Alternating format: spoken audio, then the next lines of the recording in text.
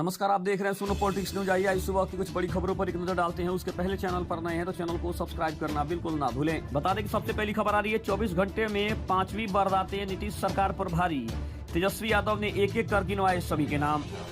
बिहार में VIP party के मुखिया मुकेश सहनी के पिता की हत्या के बाद आरजेडी नेता ने तेजस्वी यादव पूरी तरह से हमलावर हो गए हैं। तेजस्वी यादव ने बीते 24 घंटे की 5 ऐसी वारदातें गिनवाए हैं जो कि नीतीश सरकार पर भारी पड़ रही है। तेजस्वी यादव ने हर दिन की तरह फिर से आज क्राइम बुलेटिन जारी की है। यूपी के घमासान सेन ने बढ़ाई भाजपा की दिक्कतें, बड़े बदलाव तय हैं। आज कार्यकर्ताओं से मिलेंगे पीएम नरेंद्र मोदी। उत्तर प्रदेश में भाजपा की चुनावी हार ने पार्टी नेतृत्व की दिक्कतें बढ़ा दी है। प्रदेश के नेताओं की बयानबाजी और आपसी कलह को थामने के लिए केंद्रीय नेतृत्व को हस्तक्षेप करना पड़ रहा है। पार्टी के सामने 10 विधानसभा सीटों पर उपचुनाव है, लेकिन प्रदेश के नेता उसके लिए तैयारी करने के बजाय आपस में झगड़ने में लगे हुए हैं। कांग्रेस में बड़े बदलाव की तैयारी, इन राज्यों में अध्यक्ष के साथ बदल सकते हैं प्रभारी।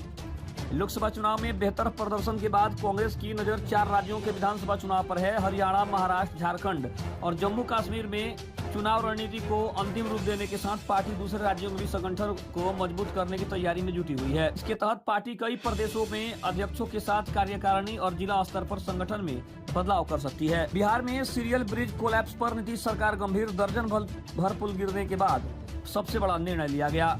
बिहार में 1 माह से कम समय में 12 से ज्यादा पुल ध्वस्त होकर बर्बाद हो गए हैं। उसके बाद बिहार सरकार नींद से बाहर आई है। राज्य के पुलियों का आकलन शुरू हो गया है। इस महीने तक आकलन के कार्य को पूरा कर लिया जाएगा। आकलन के आधार पर कमजोर पुलों की पहचान होने पर उससे भारी वाहनों की आवाजाही पर रोक लगाई जाएगी। मेरी बात नहीं सुनी, बिना सबूत सीबीआई ने किया गिरफ्तार। हाई कोर्ट में केजरीवाल ने दी आखिर कैसी दलीलें। आबकारी नीति में कथित भ्रष्टाचार मामले में गिरफ्तारी और रिमांड आदेश को चुनौती देने वाली अरविंद केजरीवाल की याचिका पर बुधवार को दिल्ली उच्च न्यायालय में सुनवाई हुई। मुहर्रम के अवकाश के बावजूद उच्च न्यायालय में 4 घंटे तक चली बहस में बचाव पक्ष की तरफ से भगवान से लेकर आतंकवादी तक शब्दों का इस्तेमाल केजरीवाल के लिए किया गया था। सच निकली मंत्री मदन की बात, गाँव का ही निकला मुकेश सहनी के पिता का हत्यारा।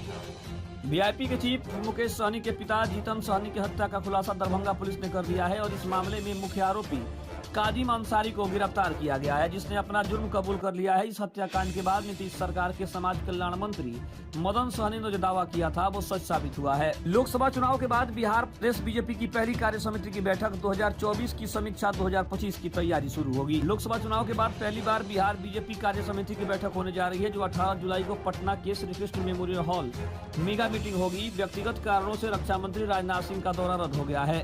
पहले उनकी अध्यक्षता में बैठक होनी थी। अब इस बैठक में बिहार भाजपा प्रभारी विनोद तावड़े मौजूद रहेंगे। फ्रॉड रोकने के लिए आरबीआई ने नियमों में किया बड़ा बदलाव। ठगी में शामिल बैंक खातों पर अब तुरंत कार्यवाही होगी। भारतीय रिजर्व बैंक ने बैंक धोखाधड़ी को रोकने और जोखिम प्रबंधन को पुख्ता करने के लिए नियमों में बड़ा बदलाव किया है। इसके तहत अब यदि कोई बैंक खाता धोखाधड़ी से जुड़ी गतिविधियों में शामिल है तो बैंकों को उसे चिन्हित कर तुरंत कार्यवाही करनी होगी। इससे ठगी गई रकम को वापस लौटाने में मदद मिलेगी। तेजस्वी यादव अब तक क्यों नहीं गए मुकेश सहनी के घर? जीतन सहनी हत्याकांड के आरोपितों का नाम तो वजह नहीं आ रही है सामने। बता दें, तेजस्वी यादव अभी तक मुकेश सहनी के घर उनके परिवार से मिलने नहीं पहुंचे हैं। जिस तरह से उनके पिता जीतन सहनी की हत्या हुई है, उसके बाद से तेजस्वी यादव ने अपनी प्रतिक्रिया तो जरूर दी है, लेकिन कहीं न कहीं अभी तक उनके घर पे नहीं गए हैं, जिसके बाद सवाल उठ रहा है कि क्या तेजस्वी यादव उनके घर नहीं गए, इसके पीछे का कारण क्या है। मुकेश सहनी पिता हत्याकांड को लेकर खुल गया लाल बक्से का राज, जानिए क्यों पोखर में फेंक कर भागा था काजिम। वीआईपी के चीफ मुकेश सहनी के पिता के हत्याकांड में किस चीज की चर्चा सबसे ज्यादा हो रही थी? वो था एक लाल रंग का बक्सा, जिसे आरोपी हत्या के बाद घर के पीछे बने पोखर में फेंक कर चले गए थे। पुलिस ने घटना वाले दिन ही उस बक्से को बरामद कर लिया था, लेकिन उसके अंदर क्या था उसका खुलासा दरभंगा के एसएसपी जगन्नाथ रेड्डी ने किया। बताने की थी आज सुबह की कुछ बड़ी खबरें। खबर कैसे रही कमेंट में जरूर बताइएगा। तब तक के लिए धन्यवाद। जय हिंद, जय भारत।